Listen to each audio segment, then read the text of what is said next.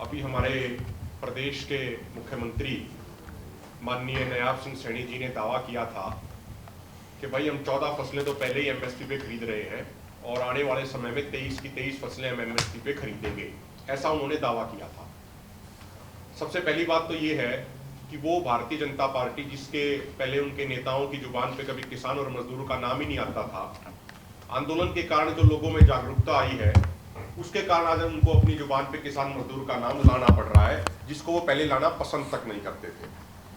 जो हरियाणा में जो दावा करती है भाजपा सरकार की हम 14 फसलें एमएसपी पे पहले से ही खरीद रहे हैं, उसमें वो कहते हैं कि धान पीआर खरीद रहे हैं, बाजरा खरीद रहे हैं, मक्का खरीद रहे हैं, अरहर खरीद रहे हैं, मूंग खरीद रहे हैं, उड़द खरीद रहे हैं, मूंगफली खरीद रहे हैं, सूरजमुखी खरीद रहे हैं, तिल खरीद रहे हैं, कपास खरीद रहे हैं, गेहूं खरीद रहे हैं, जौ खरीद रहे हैं, चना खरीद रहे हैं और सरसों खरीद रहे हैं।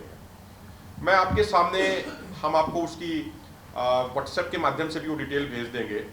एक ये 2021 की एक ये फार्म है मंडी का, जिला सोनीपत तहसील खरखोदा में जो अनाज मंडी है उसका ये बाजरे का है। एक 2020-21 में उस समय बाजरे का जो एमएसपी था 2021 में वो 2250 रुपया प्रति क्विंटल था, लेकिन ये अपने आप में सबूत है किसान का बाजरा बिका 1121 रुपया प्रति क्विंटल के हिसाब से। एमएसपी था उस साल 2250 रुपया क्विंटल, लेकिन किसान का बिका 1121 रुपया क्विंटल, यानी लगभग जो एमएसपी था उसके आधे रेट पे किसान का बाजरा बिका है। और ऐसे ऐसे हजारों नहीं लाखों की संख्या में प्रूफ किसानों के पास रखे हैं। जब भी मुख्यमंत्री जी ऐसे सबूत देखना चाहेंगे उनको वो सारे सबूत हम दिखा भी देंगे, सारे सबूत उनको भेज भी देंगे। दूसरी बात, एक ये बहुत रेपुटेड पेपर्स की, इसके अलावा ये भी हमारे पास बहुत है, ये जितनी चाहेंगे हम उतनी दिखा देंगे फार्म। उसके अलावा बहुत सारे पत्रकार भाइयों ने, जैसा डलेवाल साहब ने भी बताया कि पत्रकार साथी पता कर सकते हैं ग्राउंड पे, ये जो हरियाणा के पत्रकार हैं उनकी अलग अलग समय की रिपोर्ट्स है। एक ये नरमा के बारे में है जिसमें लिखा है कि CCI centres few and far away, यानी जो कॉटन कॉर्पोरेशन ऑफ इंडिया के जो सेंटर हैं, जितने प्रॉपर सेंटर होने चाहिए, उन्होंने अंदाजा लगाया था 40 सेंटर होने चाहिए, लेकिन उस साल मात्र 19 सेंटर थे, तो जो वो बहुत दूर दूर हैं, उसके कारण हरियाणा के किसानों की मजबूरी बनती है कि वो प्राइवेट खरीदारों को एमएसपी से कम दाम पे बेचें। ये एक हरियाणा के बड़े रेपुटेड पेपर की ही कवरेज है।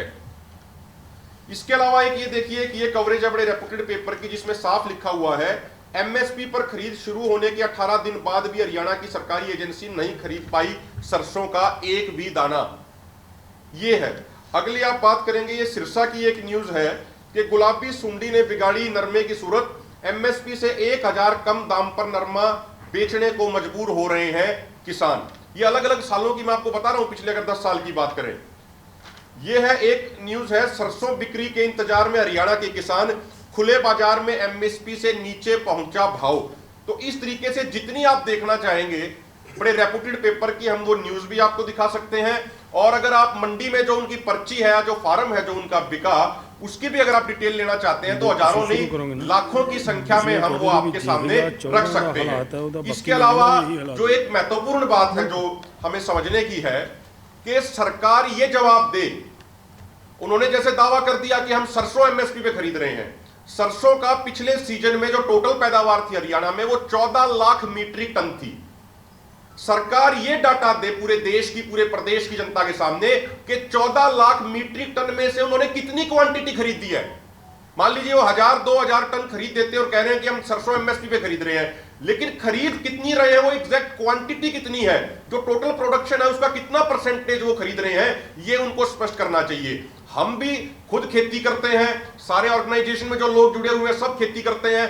5650 रुपया, 5650 रुपया सरसों का एमएसपी है, लेकिन आप हरियाणा की किसी भी मंडी में सीजन पे चले जाते, जो सरसों किसानों की बिकी वो 4000 से लेके 4500 रुपया प्रति क्विंटल तक बिकी, यानी एमएसपी से लगभग 1100 से लेके 1600 रुपया प्रति क्विंटल तक कम बिकी है। हरियाणा का एक एक किसान इस चीज की गवाही देने को तैयार है।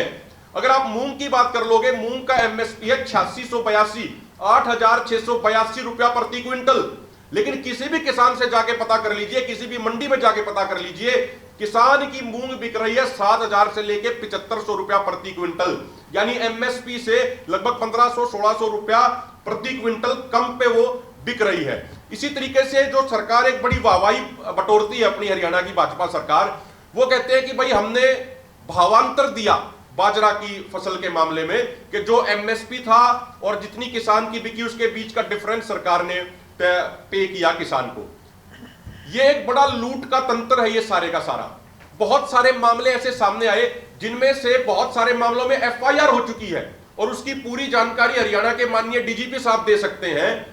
होता क्या है भावांतर के मामले में, मान लीजिए एक ऐसा व्यक्ति जो खुद खेती नहीं करता, लेकिन वो किसी किसान की फर्द की कहीं से कॉपी निकलवा के उसके नाम पे फर्जी रजिस्ट्रेशन करा लेता है और अपने खाते में भावांतर का पैसा मंगवा लेता है। ये रेवाड़ी और भिवानी में इस तरह के बहुत सारे केसेस आए जिनमें एफआईआर भी हो चुकी है। मान लीजिए किसी एक किसान का खेत है, उसकी जमीन के उसकी फर्द कहीं कहां से निकाली, कैसे निकाली, उसकी फर्द के ऊपर किसी नूह के पलवल और नूह एरिया के एक व्यक्ति ने रजिस्ट्रेशन करा रखा है, वो किसान भी नहीं है वो, और उसने भावांतर के तहत पैसा अपने खाते में ले लिया 600 रुपया प्रति क्विंटल के हिसाब से। और जो किसान जो खुद खेती करता है बाजरे की, उसको कुछ नहीं मिला और उनको मजबूरी में होके धरना देके जब प्रदर्शन करना पड़ा, जब जाके पुलिस ने सिर्फ एक मामले में 5 एफआईआर दर्ज करी, जिसमें सैकड़ों ऐसा पूरा एक स्कैंडल, एक गिरोह पूरा इन्वॉल्व था। ये तो मैंने सिर्फ आपको एक केस के बारे में बताया है। इस तरह के अनेकों केसेस होते हैं जो एक्चुअल किसान है, मान लीजिए किसी ने बाजरा का रजिस्ट्रेशन करा रखा है, जब उसको भावांतर देने की बात आती है तो सरकार कह देती है भाई आपने तो बाजरा की बुआई नहीं कर रखी थी, आपके खेत में तो धान था, लेकिन उसका रजिस्ट्रेशन ओरिजिनली में बाजरा का ही हो रखा होता है, वो खेती भी उसने बाजरा की ही कर रखी थी। तो ये एक पूरा भावांतर भी पूरा एक बहुत बड़ा स्कैंडल है। और अंत में एक छोटी सी बात हम ये कहना चाह रहे हैं, देखिए जो फसलों की खरीद है वो एक मेजर जो उसका डिसीजन होता है वो सेंट्रल गवर्नमेंट के तहत लिया जाता है। कोई भी स्टेट गवर्नमेंट अपने लेवल पे सभी की सभी फसलें खरीदने का डिसीजन अपने आप से नहीं ले सकती।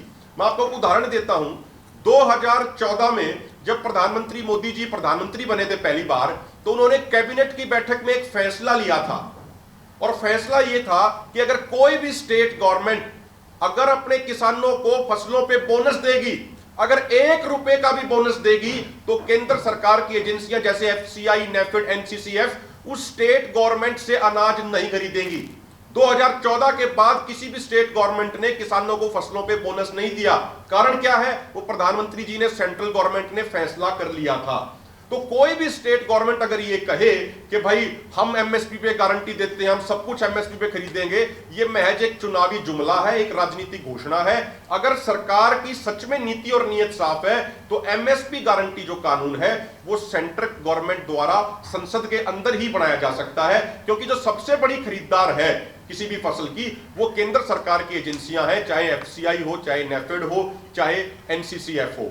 तो हम ये स्पष्ट करना चाहते हैं कि ग्राउंड रियलिटी इस दावे की कुछ और है और जो माननीय मुख्यमंत्री जी कह रहे हैं वो बात कुछ और है। उन दोनों बातों में जमीन आसमान का अंतर है। बहुत बहुत धन्यवाद। जसवंत सिंह।